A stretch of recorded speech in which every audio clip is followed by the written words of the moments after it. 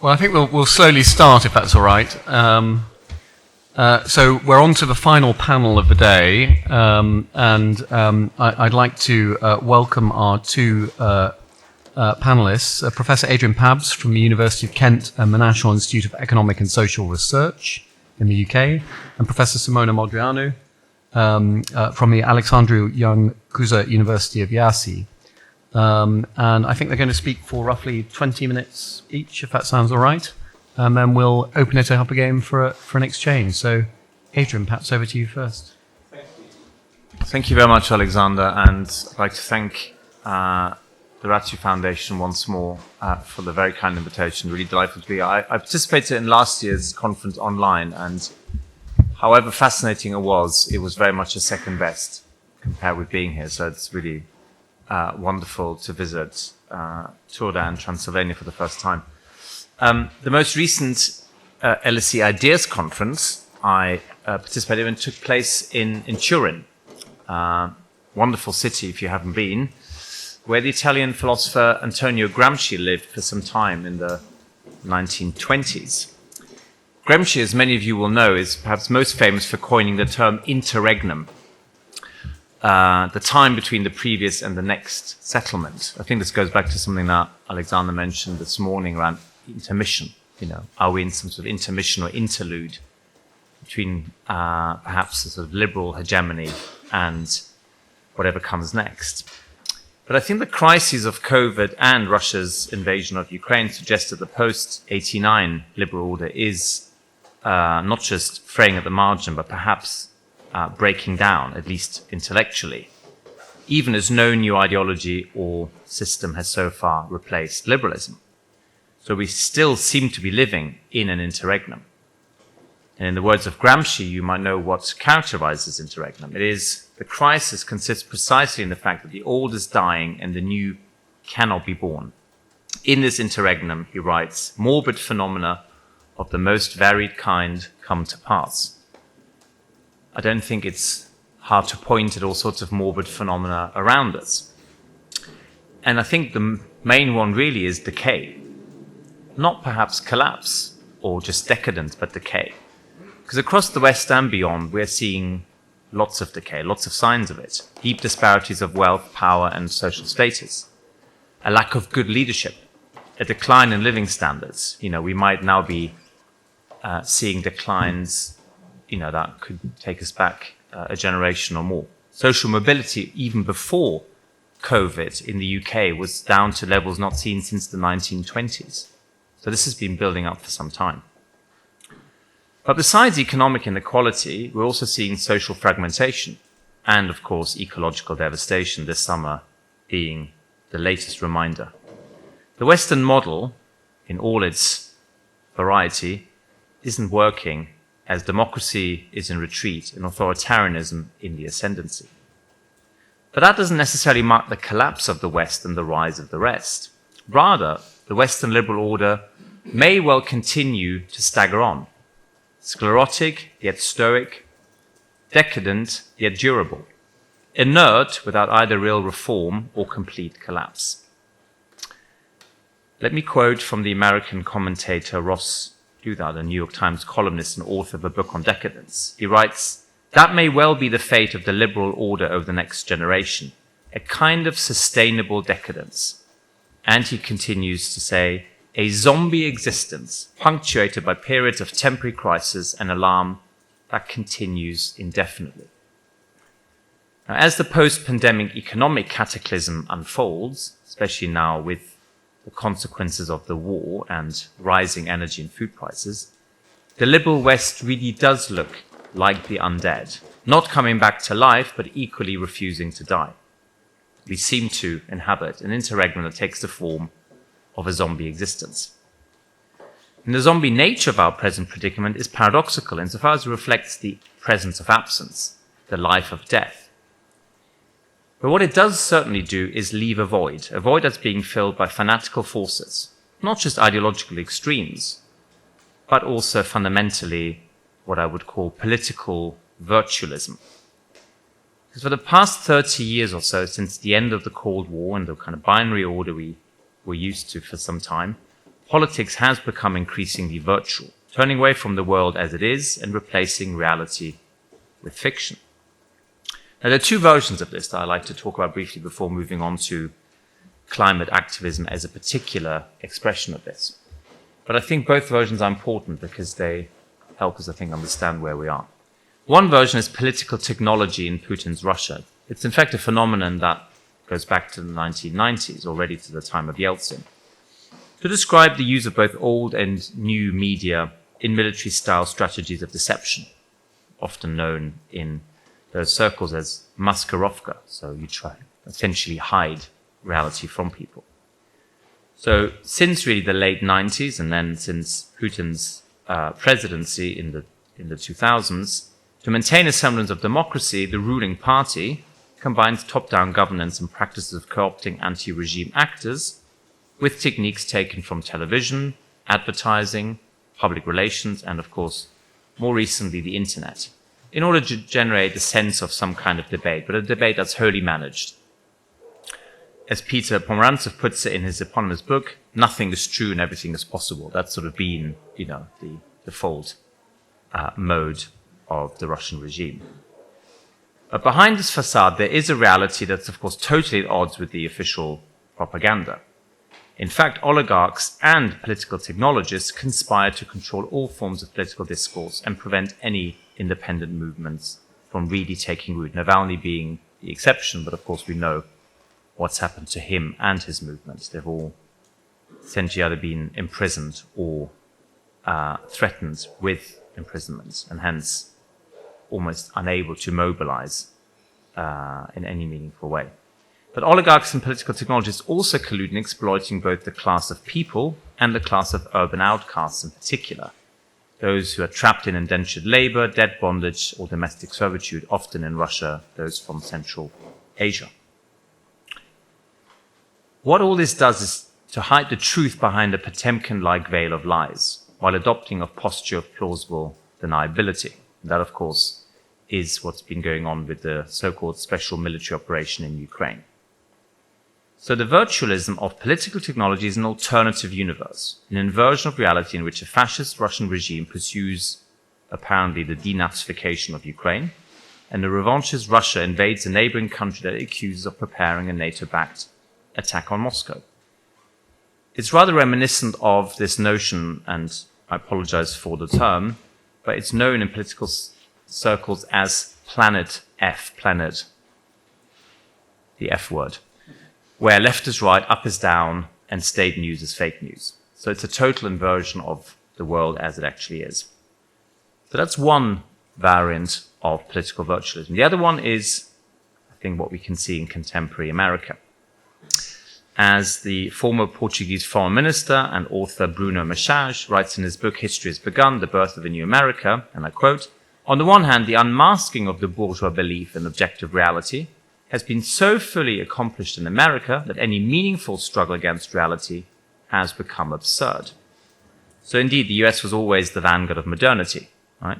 With a weak hold of traditional social structures, an ideal of invention and creativity, and the love of modern technology. On the other hand, American culture and politics have in recent years tended to operate by breaking the boundary between fact and fiction. In the words of Machage, and I quote again, "In America today, reality is experienced through the fictionalized enactment of its opposite. It's more like a reality show with competing sets of fake news and truth." So the US essentially rests on the assumption that the entire globe can be transformed by recreating it in America's self-image. Liberals and conservatives, wokeist Democrats and Trumpist Republicans are busy waging culture wars, while fundamentally agreeing that media confections are actually more real than reality beyond it. That's what they actually agree on, even if they have different versions of that media reality or that reality show. But this is actually not entirely new. It has a longer history in America. You may remember that in 2002, Karl Rove, then a long-standing advisor of George W. Bush, declared in the aftermath of the Iraq invasion that, and I quote, "We are an empire now, and when we act, we create our own reality." Interestingly, though, just before he made that statement, the late Donald Rumsfeld had actually contended in an interview with Al Jazeera that, and I quote Rumsfeld, "We don't seek empires, we're not imperialistic, we never have been." But I think the misconception here is that the US empire was never so much about colonial conquest as the refashioning of the world in America's self-image. Since Woodrow Wilson, one of the constants in American foreign policy, with very few exceptions, has been to make the world safe for democracy. Right? Because apparently only America could achieve this as the most important democracy, and the rest of the world could not really be trusted until America exported its democratic norms to it. So these are the two models of virtual politics I wanted to briefly mention. Now, it's also important to understand the fundamental difference between them. As the philosopher John Gray has rightly remarked, like the US, Russia conceals awkward facts behind a media-created veil. But unlike those in the US, Russia's ruling elites know that this virtual world is deceptive. The point for Russia is not to create a new reality, but to obscure what's actually happening. So the problem then is that whereas Russian deception and lies can easily be unmasked, the US version of virtual politics is somewhat more difficult to grapple with, because it rests on a foundational assumption that reality today has been emptied of content and consists only as an empty form to be filled with imaginary content. How do you deal with that when there's no agreement on what the imaginary is, on rival social imaginaries? So in the absence of grand narratives, how do you then tackle this? Because you're essentially dealing with rival conceptions of the real, albeit that they are purely imagined. Very hard to tackle it. You can't just say this is fact versus fiction, because everything is now essentially fiction, and facts aren't going to fundamentally change the primacy of fiction. Why am I saying all this? Because I think some of this underpins certain forms of climate activism and sort of pessimism that's linked to it. Indeed, certain variants of climate activism exemplify both political virtualism and a backlash against it, because they embrace the idea of a fantasized impending apocalypse, which nevertheless has to be averted through sheer coercive force. One such example is the work of Andreas Malm's militant climate activism. For him, climate change is, and I quote, the cumulative effect of action at the level of class, not general human action or responsibility. And for him, it's very much founded upon the very logic of capitalism. Fossil fuels powered not just the first industrial revolution, but also the politics of imperialism and then later globalization. This is what he discusses in his book, Fossil Capital, published in 2016. And this emphasis on fossil fuels is vital because, as we will see in a moment, he associates fossil fuels with fascism. That's how far the claim goes. You're using fossil fuels, you're essentially a fascist, and you have to be treated as such. Indeed, he goes as far as arguing that, and I quote, the grotesque concentration of resources for burning at the top of the human pyramid is a scourge for all living beings. An effective climate policy would be the total expropriation of the top 1 or the top 10%. But at the same time, he realizes that if you just did that, you might alienate a wider majority that then starts worrying about its private property rights. So in order not to alienate that popular majority, he says that actually you need to target climate change and you need to involve or get engaged in direct action.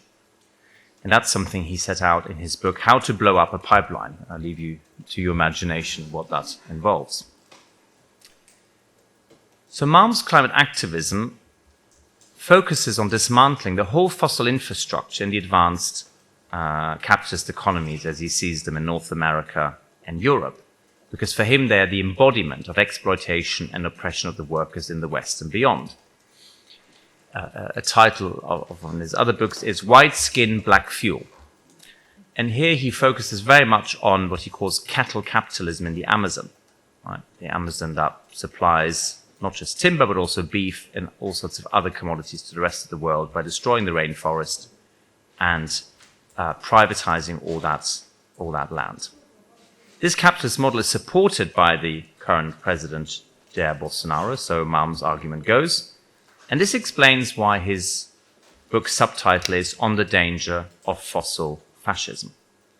So what we have with climate activism of this kind is a very clear argument that whoever is part of fossil fuels, industrialized agriculture, the entire economic system is a fascist.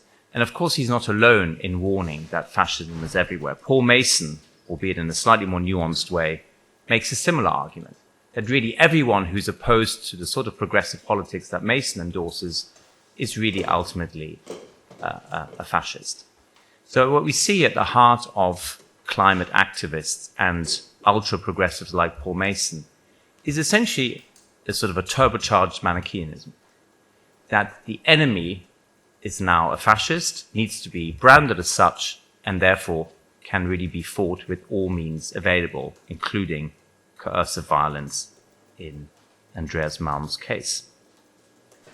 In fact, Malm goes probably further than most movements.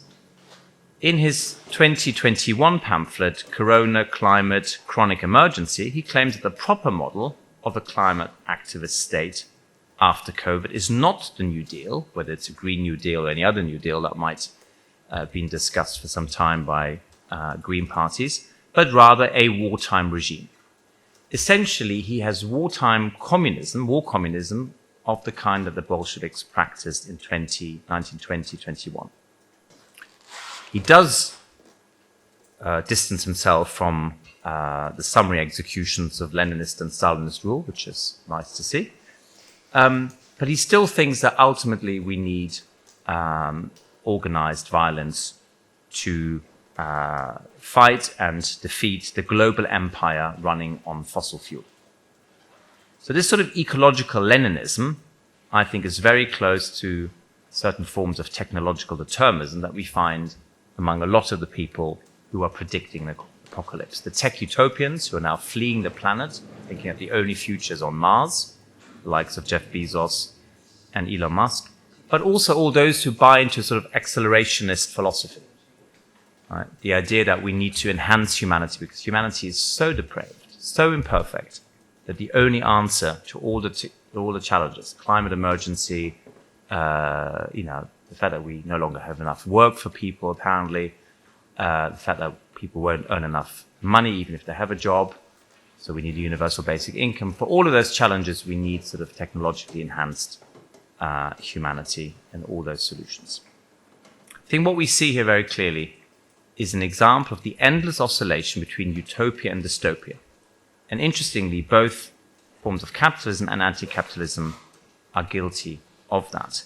They both somehow think that by pursuing an endless utopia of progress, you actually achieve something when in reality you bring about an ever greater dystopia, something that makes us less human and doesn't actually address the problem of climate change or the economy, the cost of living, and all of the challenges currently confronting us.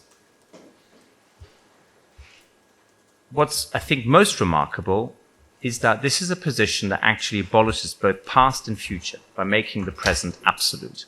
It doesn't think that there's anything that history can teach us, that any of our inheritance is valuable, whether culture or nature or anything, nor does it believe that we actually have a meaningful future.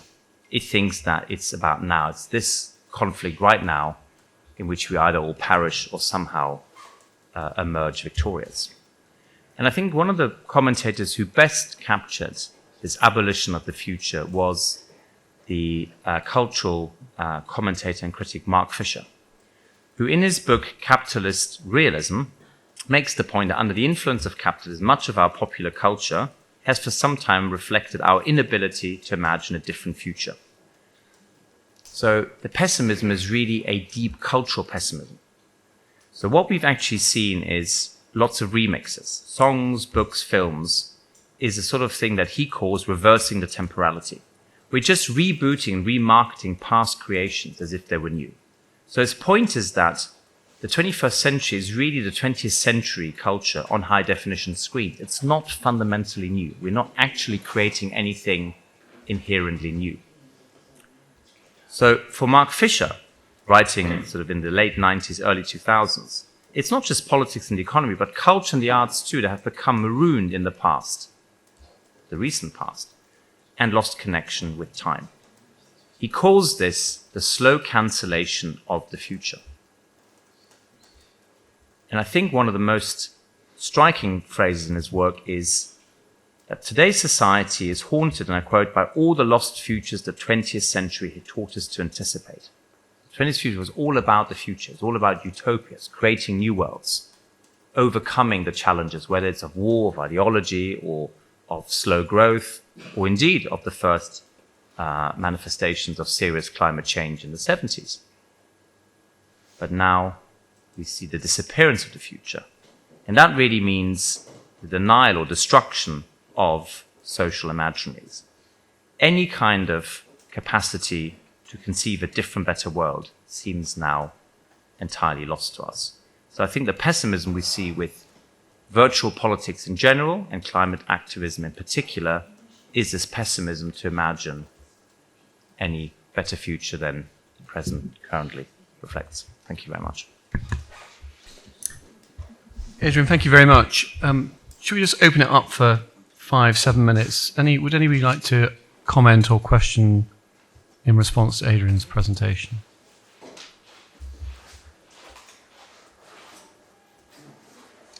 Simona.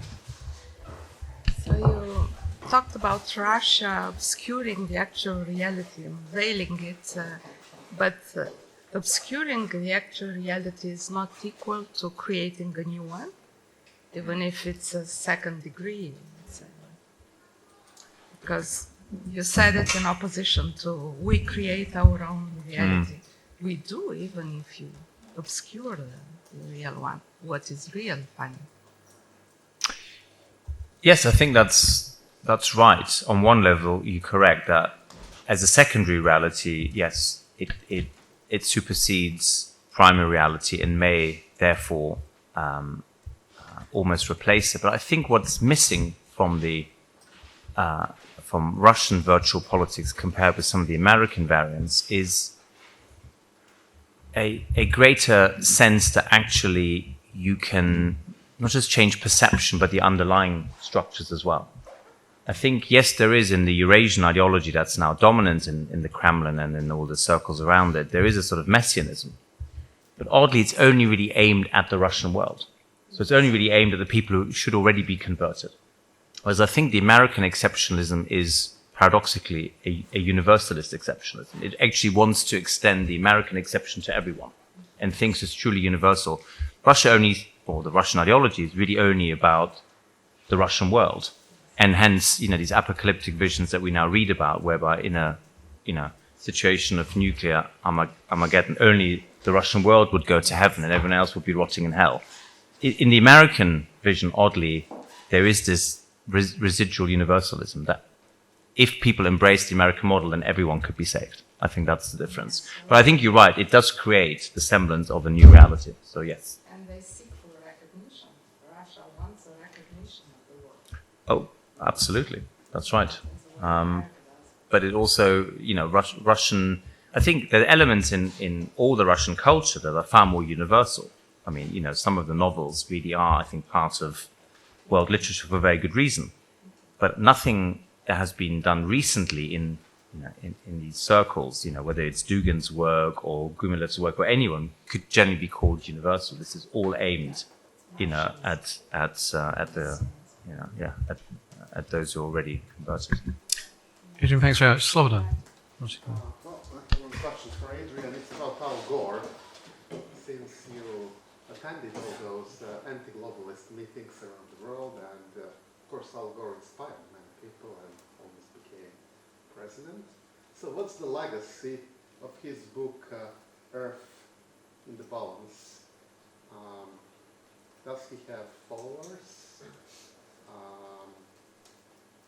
Was he able to convince anyone beyond that democratic small group around him or not? You may well know more about this than I do, Slobodan, but my sense is that he doesn't really have a very large following at all. I think whilst the book was much discussed at the time, I don't think has left a great, intellectual, political, or policy legacy. And whether that's to do with the fact that he was defeated, and that's just how history goes, it's unkind to those who lose, and what the world might have been like had he been voted in as president. Of course, we'll never know. But thinking back to that time and to the sort of politics that he embraced, I rather think that it would have been a bit like Obama. Yes, he may have done things quite differently for 8 years, but I don't think he would have then been followed by a completely different politics. I think he would have also, in some sense, unwittingly prepared the ground for something like a populist backlash, because it was already quite a technocratic approach. And I don't think one that spoke to the environment and nature as something which is a living ecosystem that we inhabit, that makes us human just as we are part of it as well. I think it was a very, very dualistic account where, we are here, nature's there, it's some kind of resource which we have to handle carefully, but there's never really a organic relationship between the two. I think it rests on this modern assumption that somehow the self and the world are separate. It really goes back to sort of a Cartesian ontological separation.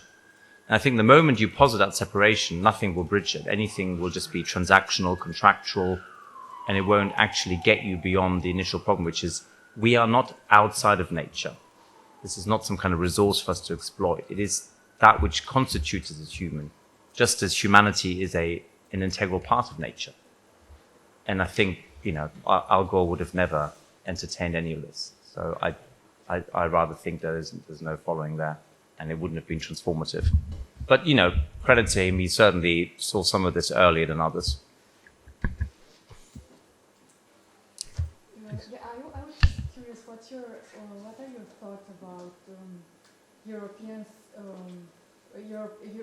Union banning Russia Today's newspaper or other Russian news outlets in Europe? I'm just curious, isn't this a form of censorship? Wouldn't have been a better way to address this problem? I'm just curious. Well, I think, in the end, if you have, state propaganda, whether it's RT or Sputnik or other outlets that make absolutely no attempt even to present anything in some impartial way, where, it is always part of a kind of conspiracy of, the West is out to get Russia, we're the victims, when they're the perpetrators. I mean, it just seems it's such a total inversion. I don't think freedom of speech can be seen in just purely formalistic terms, where you just give people a platform. Because the moment you do that, then impartiality would mean that you give them, sort of certain airtime, and it completely distorts the debate. So I think the moment it's quite clear that there's no attempt at impartiality, I think it's fine to say you lose a license, because otherwise anything would be allowed, and we'd have to say, yeah, sure, people can go and justify all manner of things, and why not in the end, why don't we allow for more extreme opinions that we ban because they incite, hatred and so on? Why aren't we, bringing them back? So I think there's really a red line, which is that of impartiality, not in a formalistic way, but in a substantive way. Now, whether that means we have to look at other media outlets, perhaps. I think the biggest problem that we haven't really begun to tackle properly is not treating the tech platforms as media corporations, because they produce content. They don't just offer a way to access it. They actually produce content, but they're not held to the same standards as media organizations. I think that's a huge problem. But I don't think we should be allowing, state propaganda to go, totally unmediated, because it is poisoning, or it's adding poison to an already polarized politics. So I think it's fine to remove licenses. Adrian, thank you very much. I'm very struck by your account of what sounds like a cacophony of insistent, accelerated utopianism, and that's what we're sort of trying to tackle with. It's not necessarily one unique brand. I just wondered if I could abuse my role, just ask a question. I mean, how much is the language and the activism around a climate emergency, kind of, if you like, creating a strand of pessimism among the young? And if I may add to that, it's quite interesting that you've almost got this culture of focus on the far enemy, as it were, the far enemy of climate change. I'm not saying it's in a distant future, but it's not as present or as near as some of the other crises that are being faced right now. Is it almost a form of, isn't it almost more bearable to focus effort on that far emergency rather than have to deal with some of the near emergencies that the young are facing now, be it of inequality or employment or Ukraine?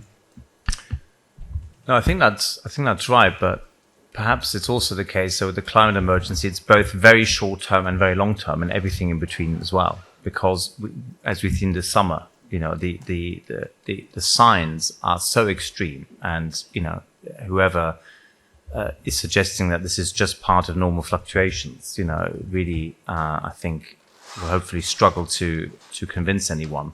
But at the same time, because it's such a all-encompassing thing, it's very, very hard even to think what we can do in the short term. Never mind making the tough choices for the long term. And I think it's right that a lot of younger people will be deeply pessimistic that anything can be done and anything can be halted, never mind reversed. And I think it's partly because we've woken up to this far, far too late in terms of public awareness.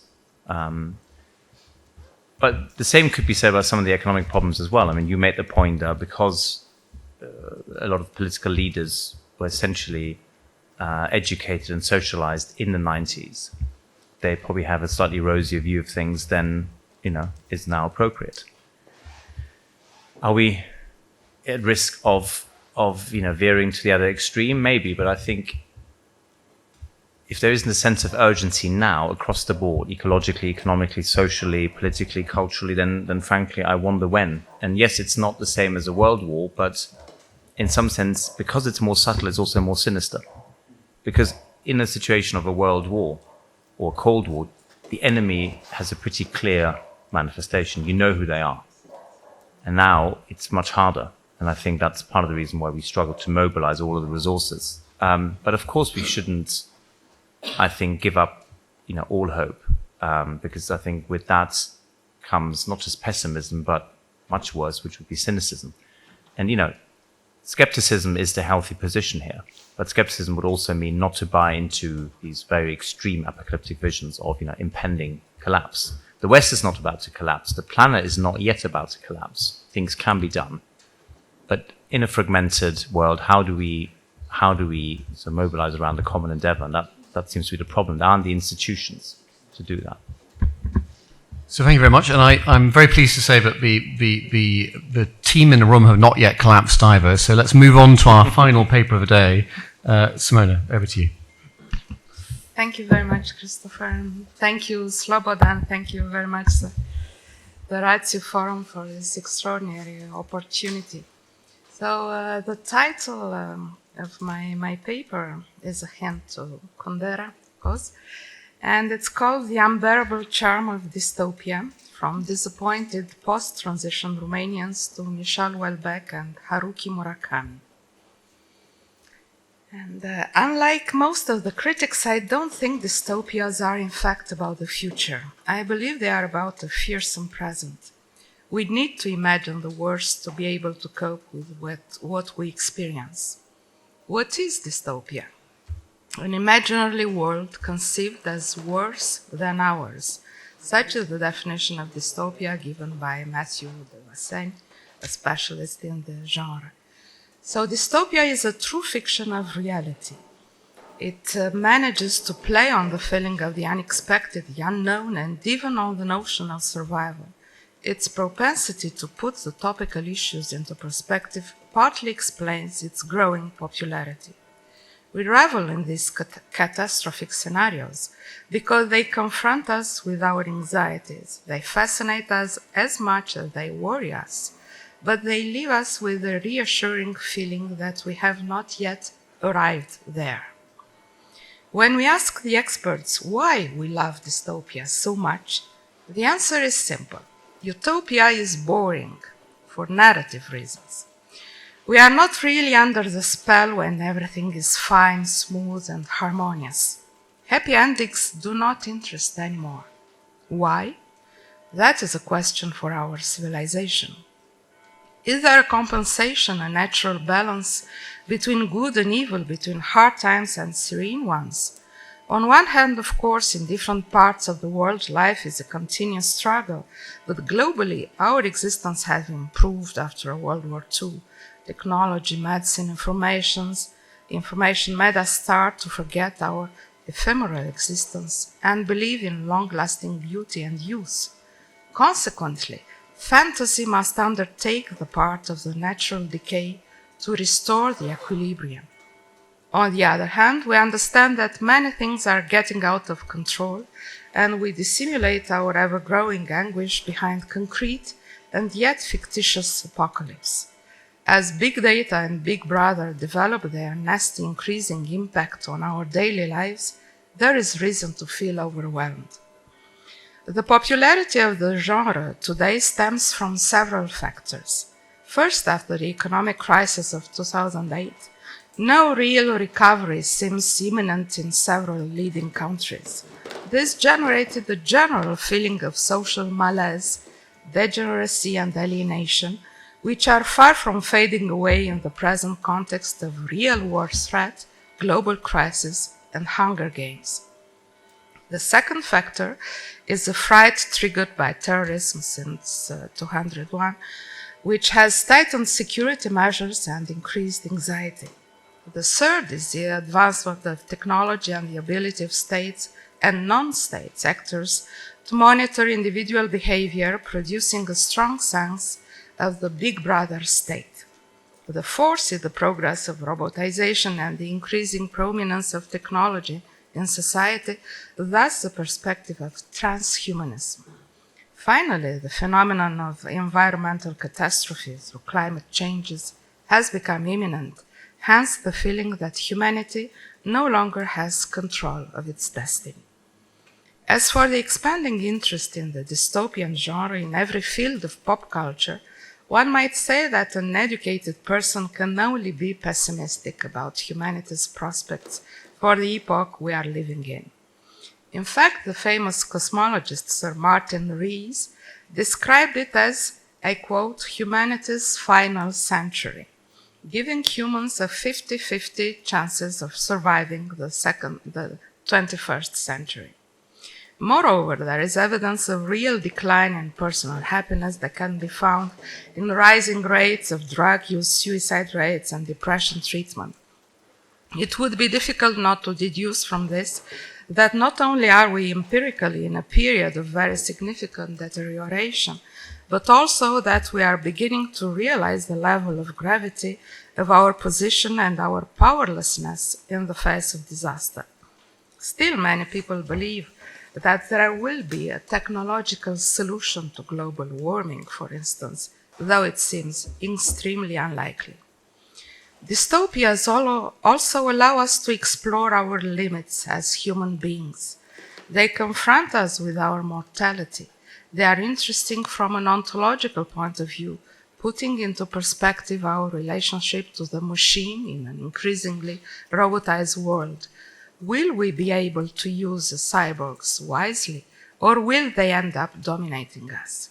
Eternal questioning of dystopia.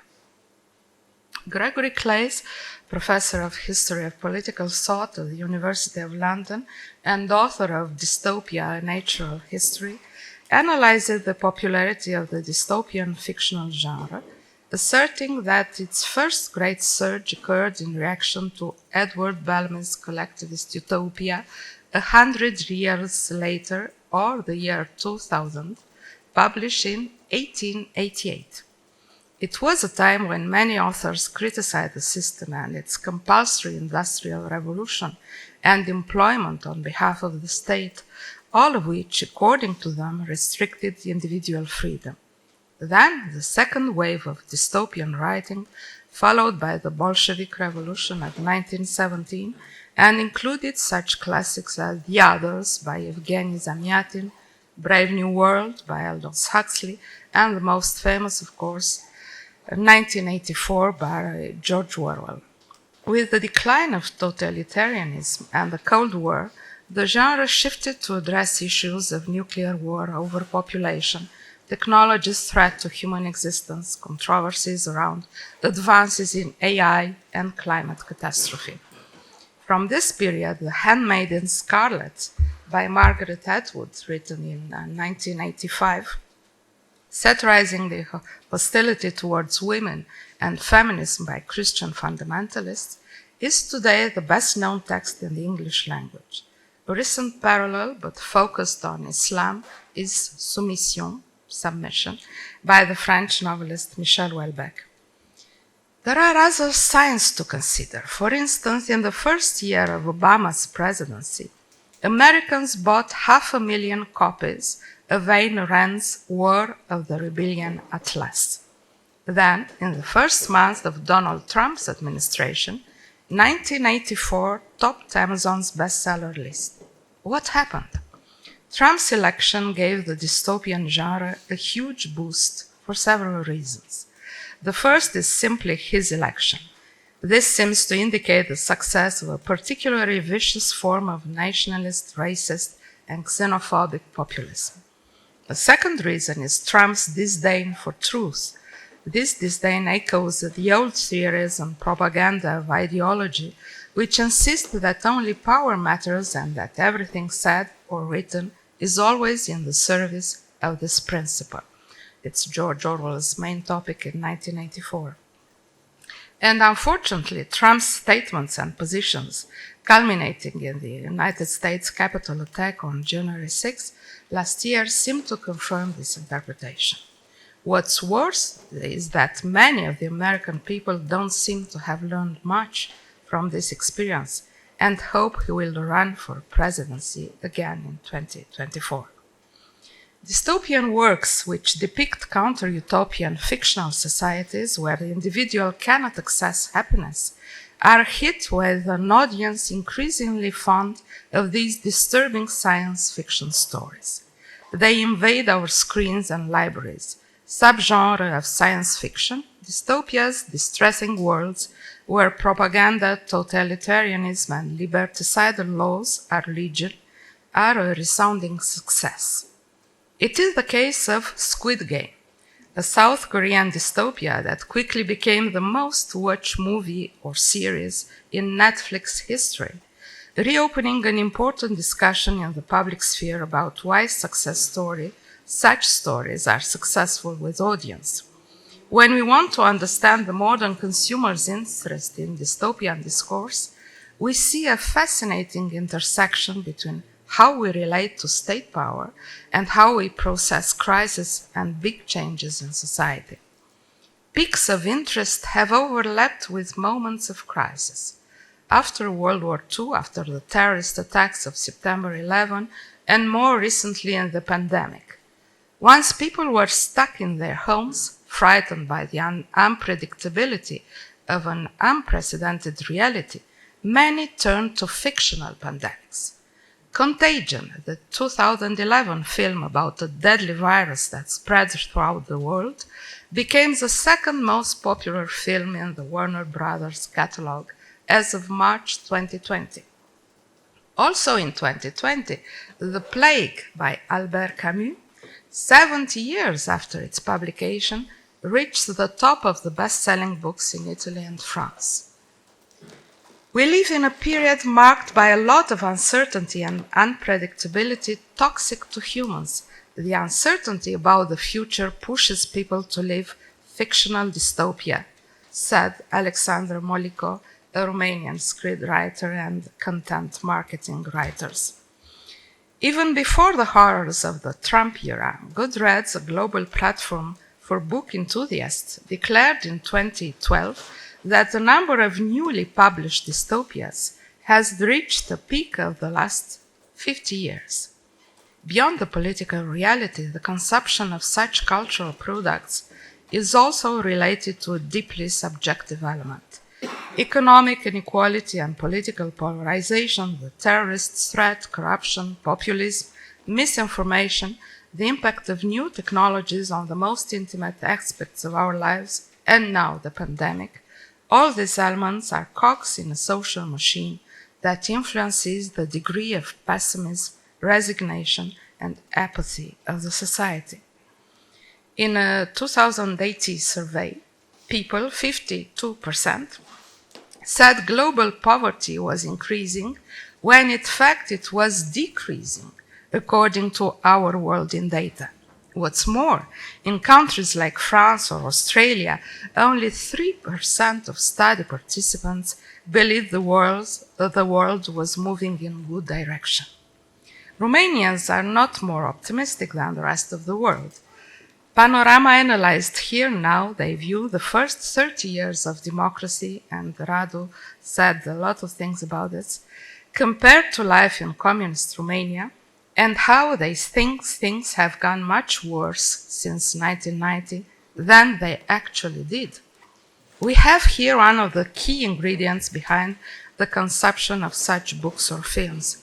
The general discontent felt by citizens all over the world is fertile ground for people's increased interest in dystopias.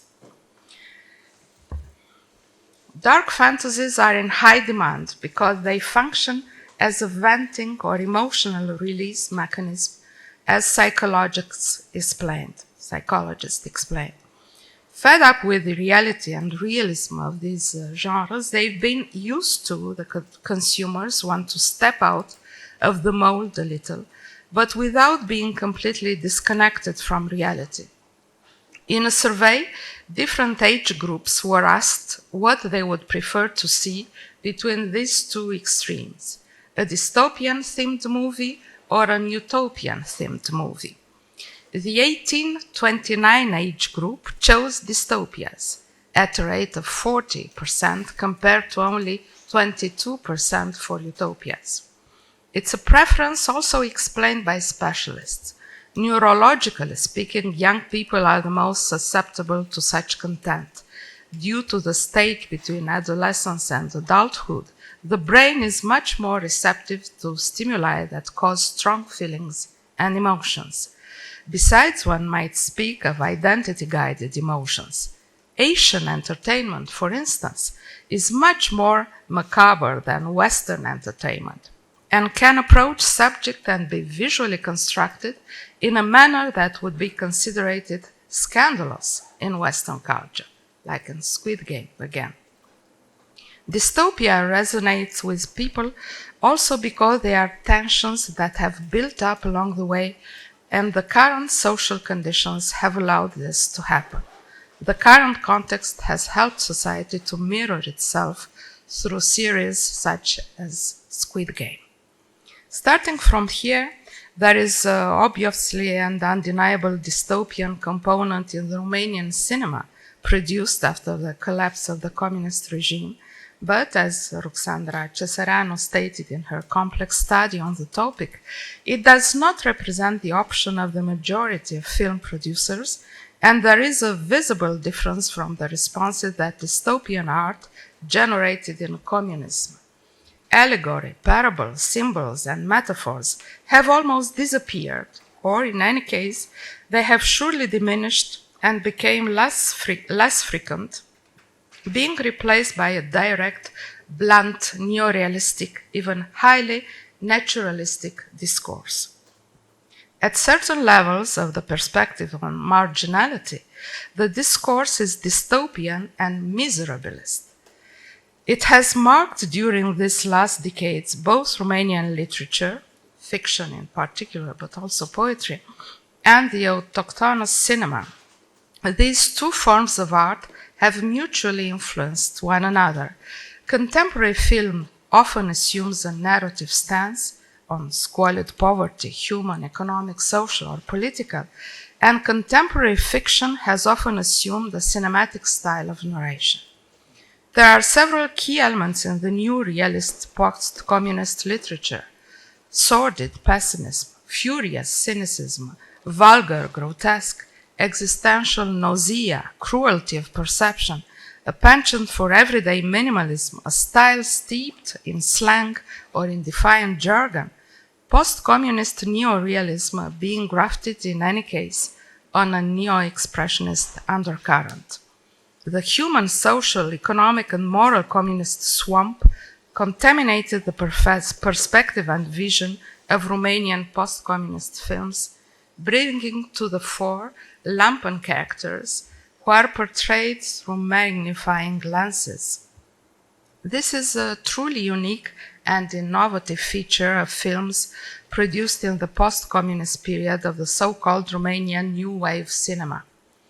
The critic Alexandru Șerban, for instance, described the directors of the New Wave as angry neorealists who cultivate an unembellished, shocking, effective minimalism, like Cristi Puiu, who is considered the reinventor of the Romanian cinema and the most poignant adherent of neorealism.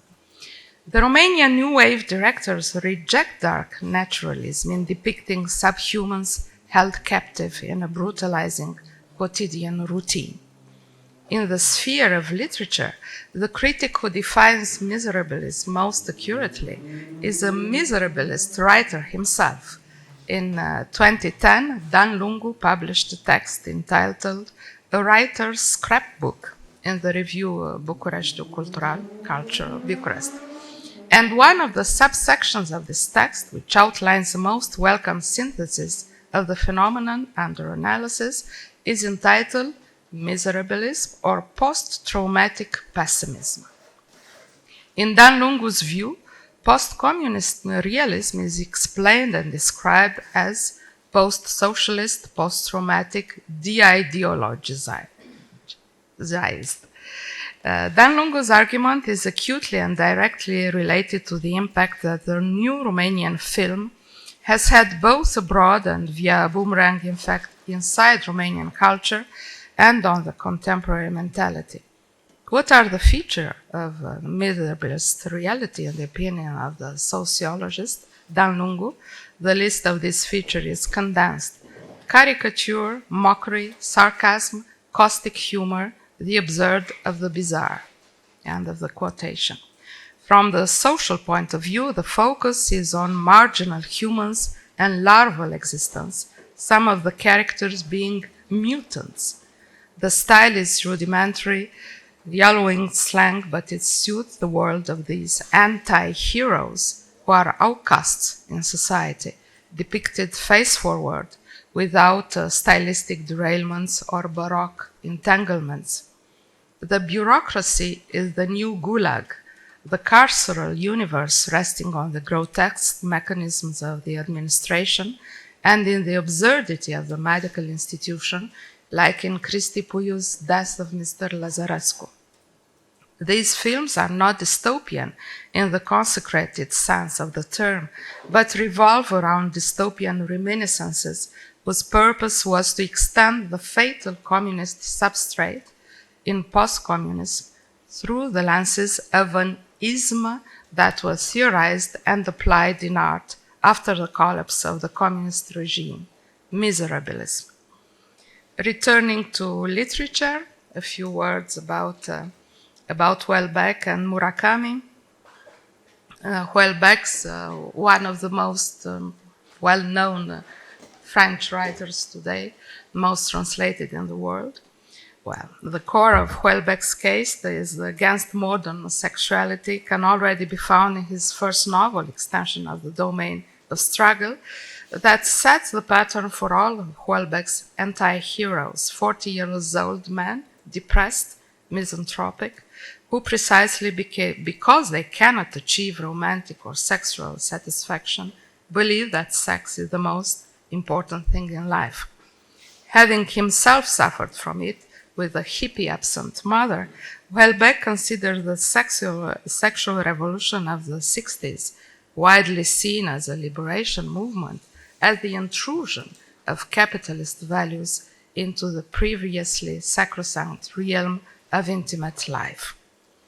This sounds like an unusual kind of reactionary pessimism, but it is not quite accurate to call Houellebecq a reactionary, since he does not believe that it is possible to return to the sexual regimes of the past where women were men's slaves. In his novel Soumission, Submission, Houellebecq mischievously toys with the idea that such a return could be accomplished by mass conversion to Islam.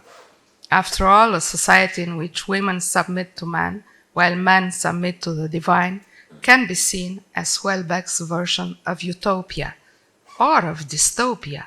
The distinction seems to die out. Screw in autonomy, the narrator muses. Autonomy is the root of alienation. And there is this epic trilogy, 1Q84, of the Japanese cult novelist Haruki Murakami, which is a completely different dystopian novel. The title is a clear reference to George Orwell's 1984, but Murakami's novel is set in the year 1984 in a fictionalized Tokyo, where something is wrong with the moon. The reader is told the interwoven stories of two characters trying to navigate this strange half-world. Aomame, a young gym instructor with a murky past who assassinates evildoers, and Tengo, an aspiring writer who teaches at a Tokyo cram school. I skip some passages. The characteristic of Murakami's novel is that the protagonist must decide which of the world he wishes to stay in, the inner world or the outer parallel world. According to the famous French surrealist poet André Breton, parallel world helps to resolve the previously contradictory conditions of reality and dream into an absolute reality, super reality. Murakami solves it by this 1Q84. Q is for question mark, I quote, a world that bears a question. Thus, the resounding success of dystopias also bring with an adverse effect which negatively influences trust relationships in society. It is, in fact, a vicious circle of the connection between dystopias and pessimism. Not only does social pessimism lead, as we have seen, to an increase in interest in dystopias, but pessimists can end up by being fueled by them. We have less trust in each other. The fake news and the troll factories plaguing social media nourish a pessimistic reflection about the democratic institution in which we live.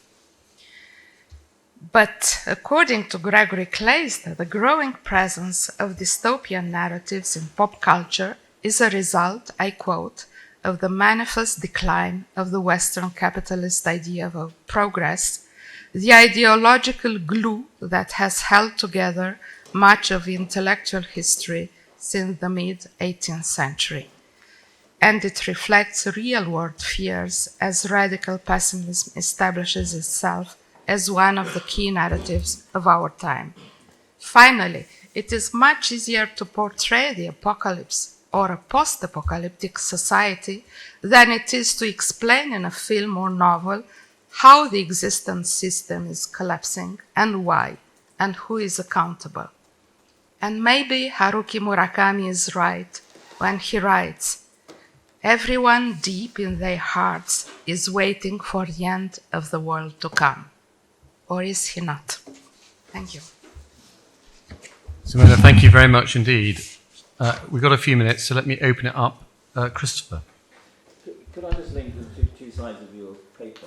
One started with technology. You're one of the first people to talk about AI, cyborgs, technology, and the second, the parallel worlds. I'm going to the metaverse. Neil Stephenson, I think, is credited with inventing the term metaverse in his novel Snow Crash, which was a dystopian idea of what the metaverse would look like. Now, of course, he believes the metaverse is utopia, because if you don't like the world you're living in, you can occupy a completely parallel universe and be very happy in that world. And I just would like to know what your thoughts are about this. Because I am very skeptical about this. We talked about the evil is not outside, evil is inside. And if you take a parallel world, very different one, of course, rather one-dimensional one, the second life, which was invented 20 years ago, you'll find that in a few years a terrorist movement started up in Second Life.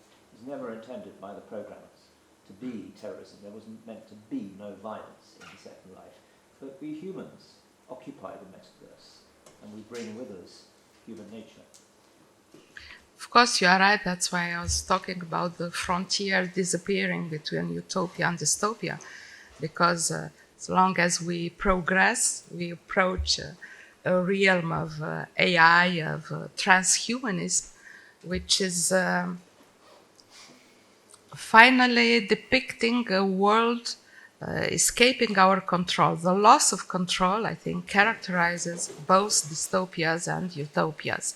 Of course, coming from different perspectives, but somehow, nowadays, they were distinctive subgenres before.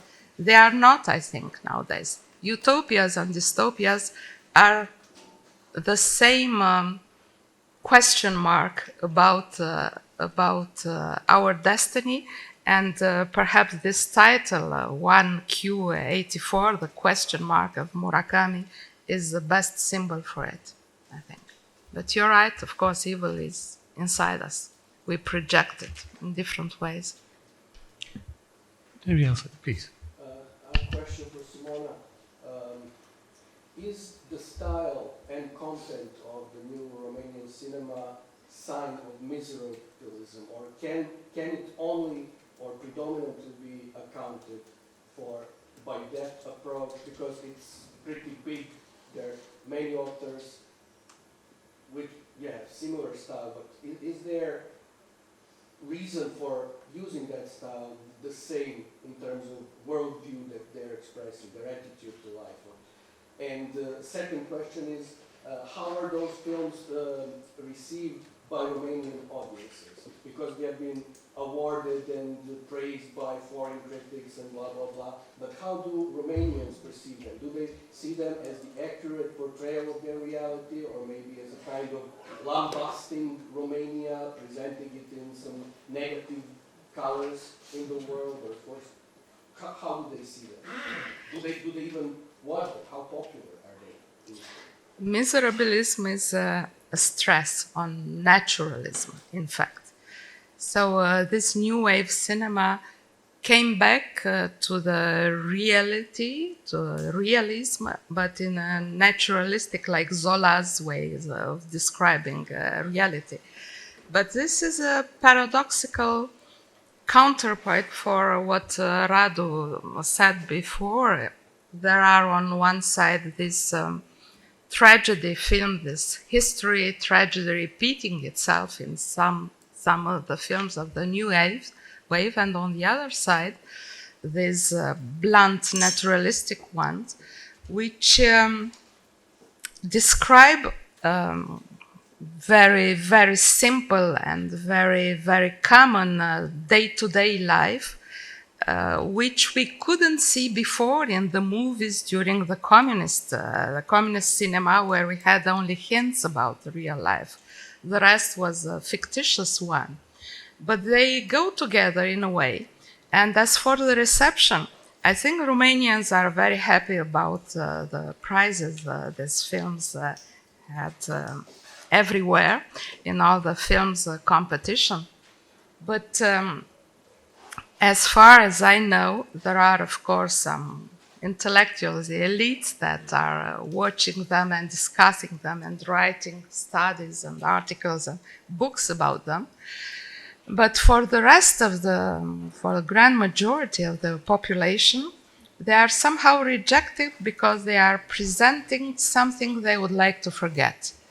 And they would like so much to forget it, or more, they would like more to forget it as it is in real life, in day-to-day life. Again, this is Romanian actual pessimism, because we have, Radu spoke about this everlasting transition.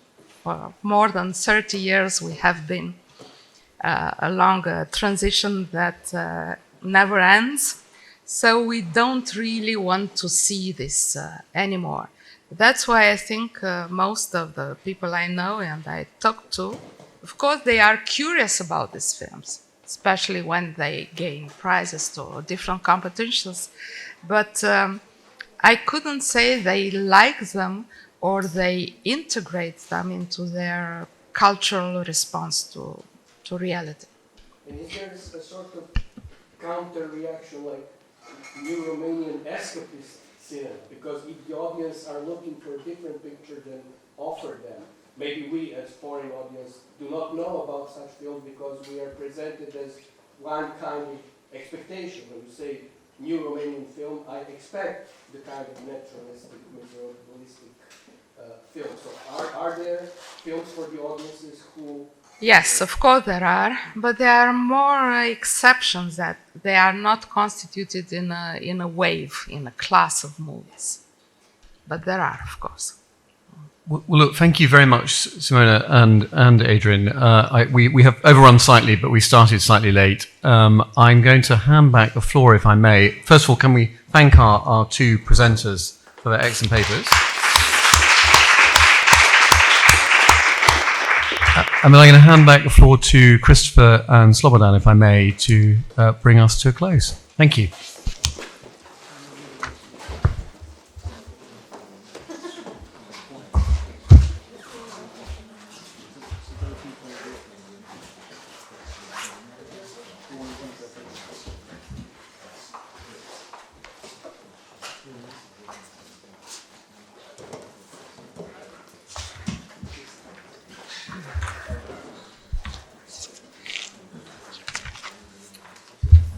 Okay, you do not need to worry. We will not make concluding remarks in a substantial way, just give us several points.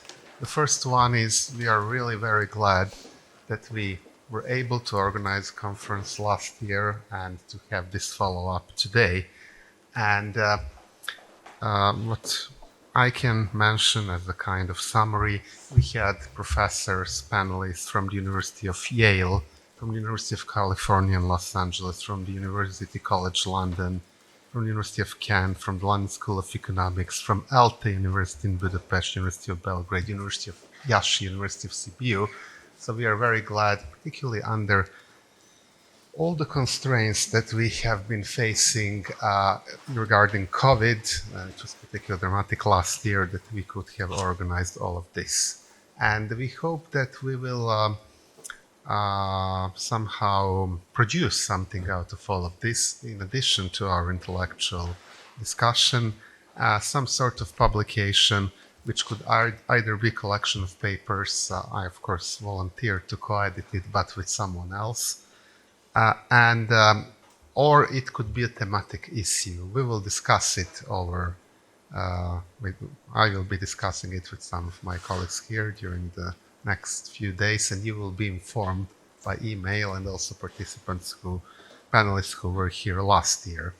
And of course, all of this wouldn't be possible without the help of the two co-organizers.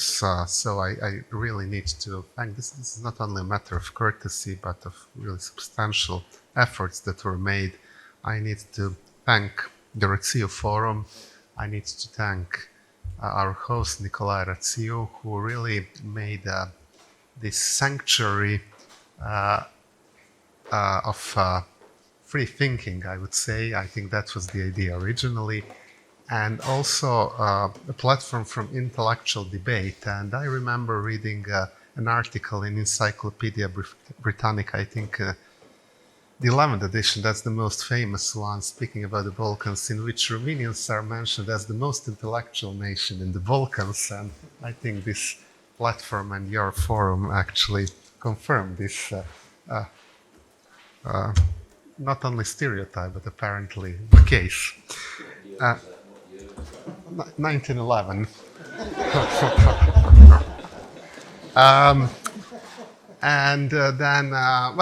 Today we started with St. Augustine, so this is only 100 years ago. And then, of course, I would like to thank Pamela, who really tremendously helped us, particularly last year. Without her help, Joshua Fodinstack and others couldn't have come. So really, my great thanks to her and Christopher's, of course, and also to all other people from the Ratsiu Foundation. I don't want to single out anyone, but I have to. That's Anna Bakos, who was really helping us a lot. And of course, our CADS, Christopher, who has accepted to supervise all of this and organize it. And this year, of course, we even have a brilliant graphic thanks to our colleague Leon Hartwell, who really took this very seriously. So great thanks to him and to all other colleagues from our CADS, someone who are not there anymore, and those of you who are here today, and Claudia and others who recently left. So, thanking all of you once again. I was really glad that we could all come, and I find it a huge accomplishment that all the 8 of us could have come at all here. So this brings us back to a kind of normal life and very much outside of the sphere of pessimism, actually. So thank you very much, and Christopher, I would like to give you the floor to close the conference. Well, thank you very much. Slobodan, I would like to thank you in particular, because you were the inspiration behind the 2 conferences and the driving force, I think, intellectually, certainly. And we were very happy at Ideas to accommodate. And obviously, Nikolai, we are immensely grateful to the Ratsiu Forum. Your son asked me last night how I could go through life being a pessimist. And I said, well, I think of myself as a Leo in the Matrix. You know, I was offered the pill. Which, if I took the pill, I could see reality for what it actually was. And it's an uncomfortable feeling, Lovecraftian feeling to see reality as it actually is. But I also think it's very positive, and as someone said this afternoon, pessimism is not cynicism. It's skepticism, but informed skepticism. I want to leave you with one of my favorite quotations by Paul Scott, a little-known British author who wrote a wonderful quartet called the Raj Quartet about British India. It won't be read in the future, unfortunately, but it's a brilliant book. And he said, history is a forest through which occasionally you can glimpse a road. Optimists, he said, believe that history is the road. Pessimists believe that history is the forest. That doesn't mean there isn't a road, and there isn't one to build. So that's why I am a pessimist, and have been since, I think, the age of 17 or 18. I've been more intrigued by the forest than I have by the road, but I've never doubted that there is a road, and I hope that I have helped build that road in the 45 years of my pedagogic experience, and I hope the conferences like this actually help build the road. But thank you, Nikolai, again, for your superb hospitality. Did you want to touch upon publication? Yes, I mentioned. Oh, you did? I mentioned it, and I said that we would keep them informed very soon, in the next few days. So thank you very much.